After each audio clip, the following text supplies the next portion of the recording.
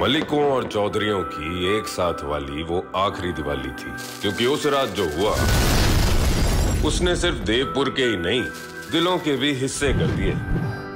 मन्नत, जीत और मैं, देव, दुश्मनी के किस्से हमारी दोस्ती से बड़े हो गए। बॉर्डर क्रॉस की तो ईसा ना हो कि पायल के लिए तेरे पैर ही ना बचे। देव, रे भाई, नफरत जैसे अमर हो गई। सालों बाद आई फिर दिवाली की रात, लेकर एक राज। पायल छूट गई थी ना? छूटी नहीं थी, छोड़ दी थी। दुश्मन से इतनी गुस्ताखी? दुश्मन इतना प्यारा है जो कुछ नहीं होगा। और अगर मुझे कुछ हो जाता तो? जब टकराएगी इनकी जुनूनियत, तब बनेगी दीवानियत। इस सोमवार से शाम 6 बजे स्टार प्लस पर।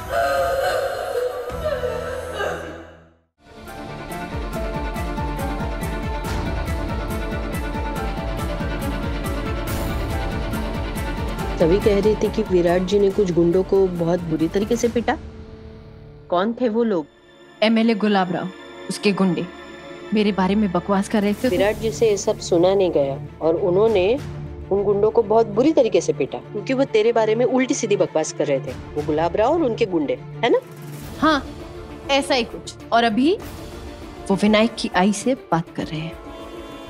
ओह, तो विराट जी विनायक के आई से बात कर रहे हैं और ये तुझसे बर्दाश्त नहीं हो रहा है, इसीलिए तू अंदर किचन में चली आई। मुझसे बर्दाश्त नहीं हो रही है का क्या मतलब है मौसी? विराट की लाइफ में कौन है, कौन नहीं, कौन आता है, कौन नहीं, मुझे उससे कोई फर्क नहीं पड़ता। उन्हें आदत है मेरी जिंदगी में पहले मुश्किलें खड़ी करने की और फिर उन मुश्किलों का हल निकालने की। खुद आ जाते भगवान बनके कि लो आ गया तुम्हारा देवता, तुम्हें इस जालिम दुनिया से बचाने। मैं बस उनके बेटे का इलाज कर रही हूँ। हमारे बीच में उसके अलावा और कोई नाता नहीं।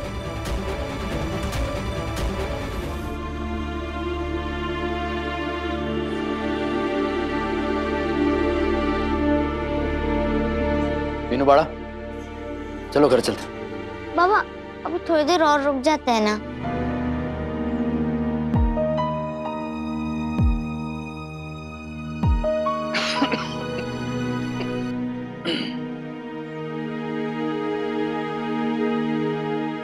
पानी।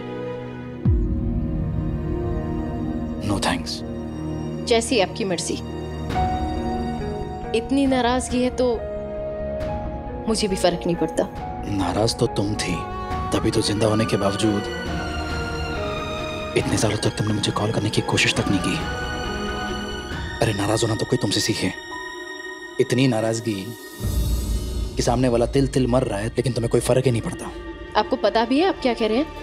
जिंदा होने के बावजूद मतलब आपकी याददाश्त कमजोर हो गई है या मेरे घर से निकलते ही मुझे मरा हुआ मान लिया था? मेरी याददाश्त कमजोर नहीं हुई, तुम्हारी हुई है।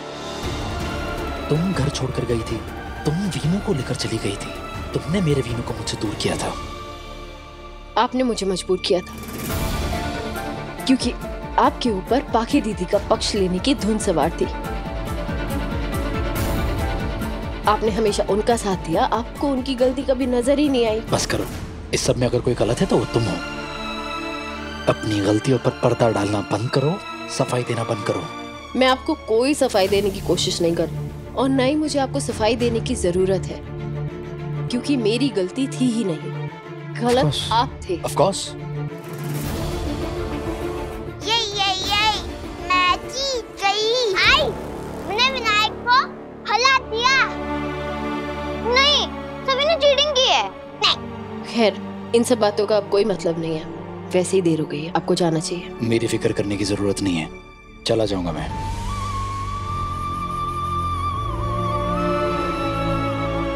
तुम बस मेरे सवाल का जवाब दो। इतने सालों में तुमने मुझे एक बार भी कॉल क्यों नहीं किया? एक कॉल? आप इस बारे में बात क्यों करना चाहते हैं जब हमने तय किया था कि हम अपने अतीत का जिक्र भी नहीं करेंगे? माना हमने तय किया था, लेकिन ऐसी बहुत सी बातें जो बिना तय किए भी हो ही रही हैं। जिंदगी में फिर मिलना होगा, ये तो हमने तय नहीं किया था ना, और वो भी ऐसे मुकाम पर। तो जब ये सब हो ही रहा है तो ये भी होने दो। मेरे सवाल का जवाब दे दो, क्यों कॉल नहीं किया था तुमने?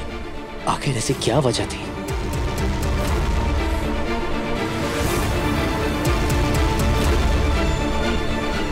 बोलो सही। सवी कहां मिली तुम्हें? किसकी बेटी है? कुछ पूछ रहा हूं, किसकी बेटी है सवी? बाप कौन है?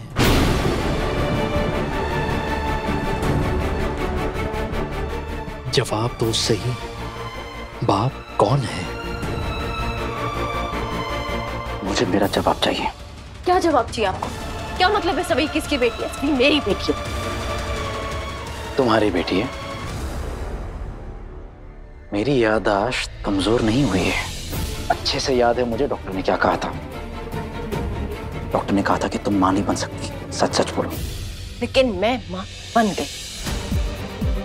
मैं एक डॉक्टर हूँ। हमारी प्रोफेशन में ऐसे चमत्कार देखने को मिलते हैं। मेरे साथ भी चमत्कार हुआ है।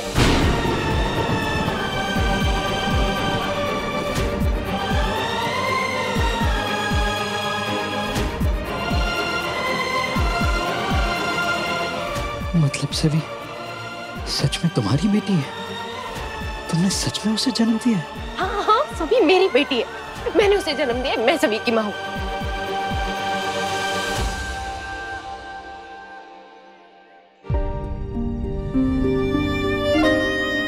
सभी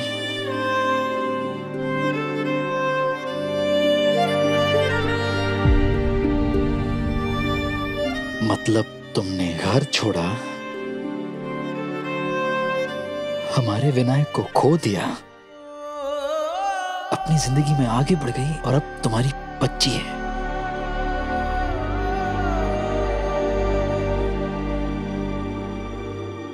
सभी का बाप कौन है?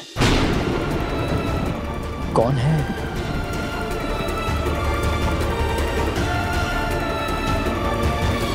मैम इनके पिता का नाम? माँ और बाप दोनों के नाम की जगह लिखिए सई सोशी। सच ये है कि सभी मेरी बेटी है और सभी के बाबा कौन है ये बताना मैं आपको जरूरी नहीं समझती। नहीं, जरूरी है।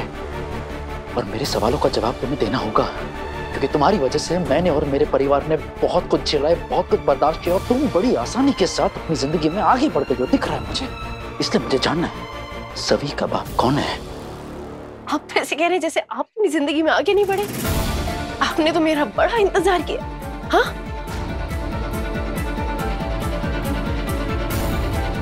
आखिर आप होते कौन हो मुझसे पूछने वाले कि सभी के बाबा कौन है?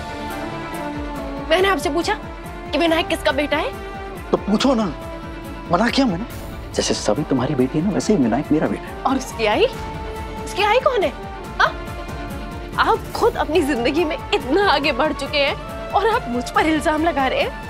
तुम ये कह रही हो कि मैं अपनी लाइफ में मूव ऑन कर चुका हूं? तुम घर छोड़कर चली गई थी विनों के साथ, तुम्हारा एक्सीडेंट हो गया उसके बाद, और मैं तुम दोनों को ढूंढने आया तो तुम मुझे बोल रहे हो मूव ऑन। झूठ झूठ बोल रहे हैं आप, क्योंकि अगर आप मुझे ढूंढने आए होते तो मैं आपको मिल गई होती। फिर मैं झूठ नहीं बोल रहा हूँ, तुम दोनों को ढूंढने आया था, लेकिन तुम्हारा नाम मैंने मरे हुए लोगों की लिस्ट में देखा और मैंने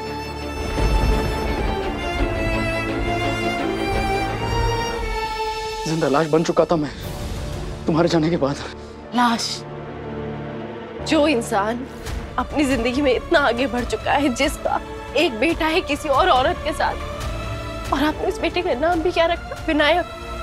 वो नाम जो हमने हमारे बेटे को दिया था क्योंकि मैंने नमस मांगी थी। इस नाम पर तुम्हारा कोई कॉपीराइट नहीं है, पापा का नाम है ये। दुनिया में हर कोई अपने बच्चे का नाम ये रख सकता है, और तुम क्या मुझे बोल रही हो? तुमने भी तो अपनी बेटी का नाम सभी रखा है ना, जो हमने डिसाइड किया था कि हम हमारी बेटी के लिए रखेंगे। हाँ तो सभी। हाँ तो सभी। मैं कब से तुम्हें कुछ बताने की कोशिश कर रहा हूँ, लेकिन तुम सुन नहीं रही हो, बस मुझ पर ना इल्जाम लगा रही हो मूव ऑन करने का, जो क्लियरली तुम कर चुकी हो। तो फिर मैं भी तुम्हें सफाई क्यों दूं? तो मैं आपसे सफाई कहाँ मांग रही हूँ? आप मुझसे सवाल पे सवाल पूछे जा रहे हैं आप। हाँ पूछूंगा, क्योंकि हक है मेरा कि मेरा बेटा कहाँ है, मेरा विनायक कहाँ है जवाब। पता भी है अपने बेटे को खोने के बाद कितनी तकलीफ में जिया हूं मैं। सिर्फ आपने विनायक को खोया है ना, आपको सिर्फ अपनी तकलीफ नजर आ रही है, मेरी तकलीफ तो नजर नहीं आई होगी ना। अरे आपने मुझे मजबूर किया था विनायक को लेकर चौहान निवास छोड़ने में, आपने मजबूर किया था। मजबूर नहीं किया था, मजबूर नहीं किया था, मैंने तुम्हें रोकने की कोशिश की थी, बहुत बार रोकने की कोशिश की। मैंने यहाँ तक कह दिया था कि अगर सही तुमने दहलीज पार की तो हमारे बीच में जो था, जैसा भी रिश्ता था, नहीं रहेगा। लेकिन वो फिर भी चली गई, सबको छोड़ के चली गई, पूरे घर को छोड़कर चली गई। सही नन्नू को भी लेकर चली गई मुझसे दूर, क्योंकि आप बाकी दीदी को घर वापस ले आए। मेरे मना करने के बावजूद अगर आप उन्हें वापस नहीं लेकर आए होते, अगर वो घर में वापस नहीं आई होती, तो मैं घर छोड़कर कभी नहीं जाती। लेकिन आपने बाकी दीदी को ज्यादा इम्पोर्टेंट समझा, अपने बेटे से ज्यादा इम्पोर्टेंट समझा, अपनी बीवी से ज्यादा इम्पोर्टेंट समझा। बात हमारी और हमारे बेटे की थी, हमारा बेटा विनायक जिसे तुम लेकर चले गए और जो आज इस दुनिया में नहीं। अगर विनायक मेरे साथ नहीं है तो उसकी वजह आप। मैं? हाँ। तुम ऐसा बोल भी कैसे सकती हो? बाबा, आप दोनों मेरे बारे में बात कर रहे हो? अब डॉक्टर आंटी ऐसे क्यों कह रहे थे कि मैं उनके पास नहीं हूँ? मैं तो यही हूँ।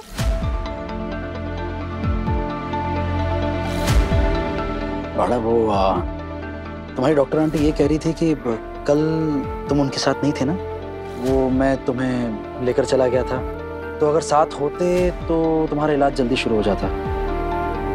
यही कह रही थी ना डॉक्टर? सही? हाँ, मैं यही कह रही थी बेटा। ओह, अच्छा। लेकिन बोली संगल आपने अब तक बताया नहीं, अब विनायक को कल गुस्से में क्यों लेके चले गए इतना? सवी, बेटा देखो, आज विनायक यहाँ पर है ना? हाँ। आपके साथ खेल भी रहे। हाँ। मैंने उनका इलाज करना भी शुरू कर दिया है। हाँ। तो फिर बीती बातों का कोई मतलब नहीं है, इसीलिए बीती बातों की ना ही हम फिक्र करेंगे और ना ही जिक्र करेंगे। हाँ।